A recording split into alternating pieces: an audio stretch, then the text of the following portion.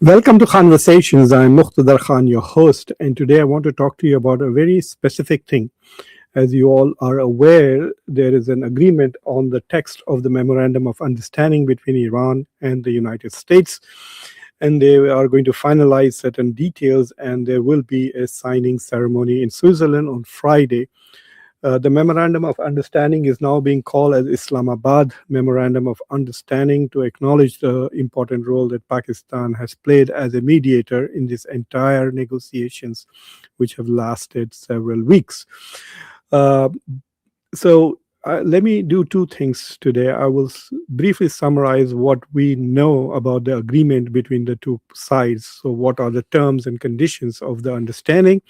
And then we will talk about something that I want to point out because I think it is quite possible that if the United States government is not alert in protecting American interests and not truly acting with America first as a motivator, then it's quite possible that Iran can use and manipulate uh, Israel to essentially delay and procrastinate the nuclear agreement to such an extent that it might just become an unending negotiations, or there will be so many delays, and I'll show you how that is possible. I hope that somebody in the administration is going to realize this.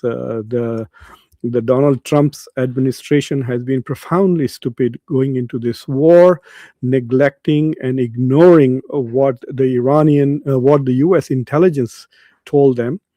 The U.S. intelligence told them there was no imminent threat to the United States from Iran, but the U.S. still acted as if there was and went forward to act on this and went ahead in this war. Number two, they did not even listen to the US generals. So they basically listened to the Israelis and got into this war after the presentation that Netanyahu made. Apparently, Netanyahu had made the same presentation to Obama and to Biden, and they had not bought this rubbish from them. So Israel is going to be throwing a lot of rubbish, trying to manipulate the American presidents, putting a lot of pressure using the Israeli lobby, and the US could end up in another position where only Israel benefits and US becomes the ultimate loser. And then at the end of all of that, US will then basically compensate Israel financially and militarily for the faux pas that it makes the US commit.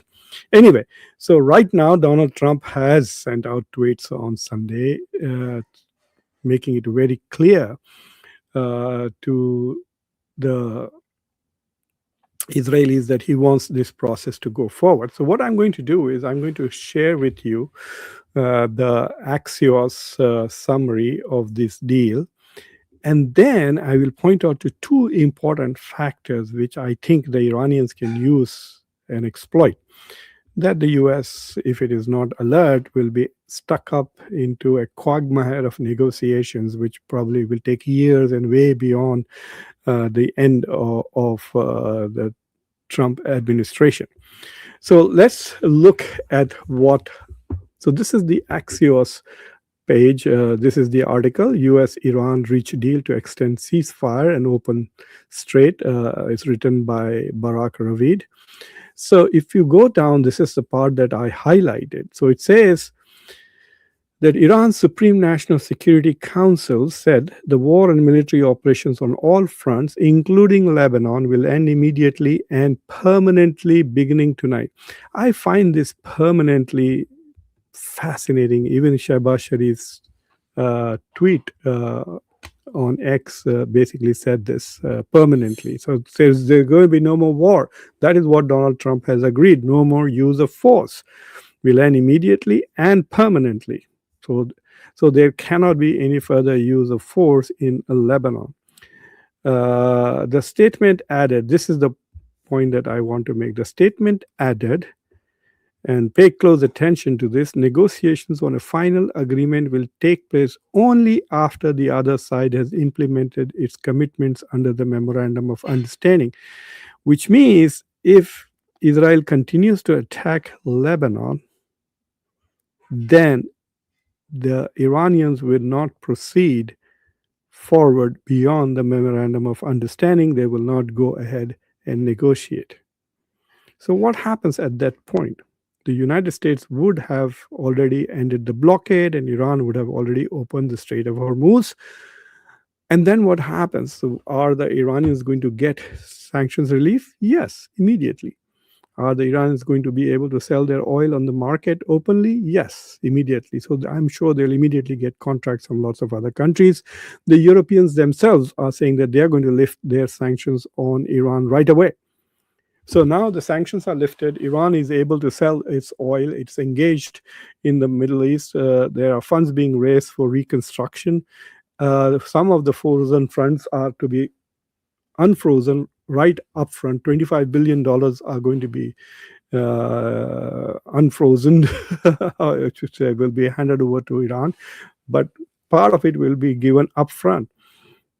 So, what does this mean? Which means that all the Iranians can. I want to show you one more thing before I go ahead and make this point. Uh, uh, so, what the Iranians can do potentially is that they could do things which will give Israel an excuse to attack Lebanon. And Israel is dying to, I mean, Israel cannot live without attacking and killing people all over the world. In the last 3 years, it has killed thousands of women and children in Lebanon, in Gaza, in West Bank, bombed a school in Israel with the United States, in Iran with the United States killing about 160 or 180 young girls. So yes, Israel has to keep killing, and every time it gets an excuse or an opportunity, it jumps, especially with Netanyahu in charge, with the Americans funding those attacks, paying them billions of dollars to replenish their weapons, and providing them bombs. Donald Trump just sent 6,000 pounds worth of bombs in 24 hours to Israel just last month. So Israel will be looking for an opportunity to attack because they don't want this deal to come. They want an endless war with Iran. They want to completely destroy Iran as a country. And in the process, they don't give a shit what happens to the US economy, what happens to average Americans. This is not about Americans at all. This is all about Israel first and Israel last. Okay, and we unfortunately have exactly the kind of people in our administration, like, for example, Mike Huckabee, of Israel, US, who is supposedly US ambassador to Israel, but he seems to act as if he is the Israeli ambassador to the world. So what the Iranians could do is they could simply trigger a scene, and Israel will immediately jump at an opportunity. So and a Hezbollah kid might throw a rock at Israel, and Israel will immediately send F-35s to bomb Beirut and kill thousands of people, or at least a dozen people. And then Iran will say, look, you violated the ceasefire, and they can keep debating about who violated the ceasefire, and there will be no negotiations on the nuclear issue. And I think Iran could keep dragging this. It will be totally frustrating. And remember, the United States, if it goes back and attacks Iran, because Iran said we will not continue with the negotiation, it will be in violation of this so-called permanently, this agreement that there is a permanent ceasefire. I find that absolutely fascinating, the use of the word permanent. So I think if the United States is not very careful, it could get into trouble, that the Iranians could be using Israel's warmongering as a way to continue to delay this. And that will keep frustrating the Israelis, because they want to see they don't want any country in the world to be able to resist Israel. That is what Israel wants. When it expands, when it kills Palestinians, when it steals Palestinian lands and builds settlements on it, it does not want any country in the world to be able to resist it militarily or otherwise. And so they want Iran completely destroyed, like Iraq was destroyed, like Syria has been destroyed, like Egypt has been completely neutered. Egypt has become irrelevant to global politics since it signed the peace agreement with Israel way back in the 70s. The last major signature that Jimmy Carter helped negotiate. And let me tell you something. When Israel attacked Beirut, the Iranians backed off and were ready to attack Israel back just on Sunday. And at that time, the Americans were putting pressure, and Donald Trump then tweeted and said that this is rubbish. Israel should not have responded. Israel should not have attacked. And so some of the revisions that Tehran asked to, so if you look at this particular comment here, this is a statement made by Kazim Gharibabdi, the deputy foreign minister. He says some of the revisions Tehran asked to make in the text of the MEO were accepted after Sunday's escalation in Lebanon. So the way the Iranians are interpreting this is that Iran threatened to attack Israel. And the US then agreed and made extra concessions, which they had not yet agreed to until Israel attacked Lebanon. So to prevent Iran from attacking Israel, then Israel would respond, and so the war would be on. There would be no ceasefire. Donald Trump had to make concessions. And if Israel had not attacked Beirut, then Donald Trump would not have had to make that extra concession to get the Iranians on board. That's exactly the point that I'm trying to make. That Iran can manipulate Israel and use its warmongering penchant, its desire to be perpetually at war. Iran can manipulate that to delay these negotiations and perhaps even get more concessions out of the US. And that is the important point.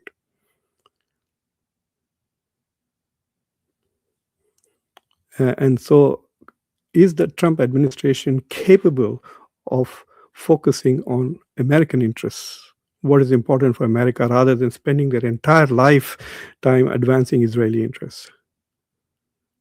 Joe Biden went to Saudi Arabia, and guess what he said? I went there to get permission for Israel to use Saudi airspace for its passenger planes. This is how American presidents behave, because they're so eager to please the Israeli lobby, which is very powerful and has billions and billions of dollars to give.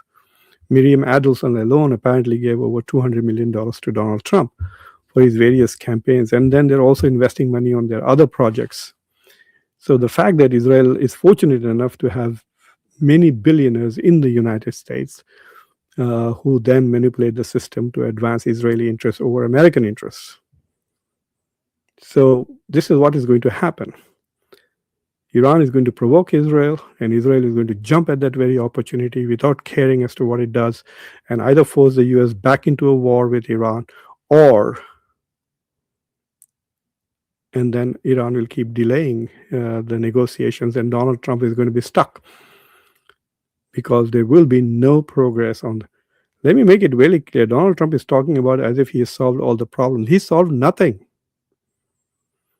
The President Trump has got absolutely nothing from this war so far. Yes, Iran is weakened militarily, etc. Fine, that's good for Israel. But he wanted first regime change, number two, unconditional surrender, number three, ends of the ballistic missile program, end of support for proxies like Hezbollah and Houthis, and then hand over the enriched uranium, that about 1,000 pounds of enriched uranium that Iran has at 60% purity, and to end its enrichment program itself, to end the nuclear program, which means dismantle the infrastructure. This is what he wanted. He did not get an end to the program as of now. It's just a memorandum of understanding. He has not got the nuclear dust, as he calls it. The Iranians are not going to stop their missile and drone production. The Iranians have not even promised to stop supporting Hezbollah or the Houthis. It's not even there. It's not on the table at the moment. And of course, forget about the regime change. The regime has become much more stronger and younger. They got rid of the old people thanks to the US and Israeli assassination campaign. So Donald Trump had got absolutely nothing from this war except spending $1 billion a day. Yes, he may have made some people in the Israeli lobby happy, but now they are quite disappointed with him. So even risking American lives, wasting so much ammunition, etc., undermining the global economy, causing so much inflation and pain to so many American working class families. Not just working class families. It was also irritating to me to be paying gas. I remember a day before the war started, I went and got my wife's car filled up. It was at $2.93. And then just last week, it was $4.15. It has come down now, I think, to 3 point something in Delaware, 3.7, but it's still $1 more. $1 more, even now, over 2.9 is 33% increase. And this is for what? Unfortunately, most of the MAGA supporters are brain dead. They are incapable. They are like the Modi supporters. Brain dead. They can't do the math. That they are paying for this war themselves, like they paid for the tariffs with the inflation. The inflation right now is over 4% in the United States. It was at 2.5% on the day the war started.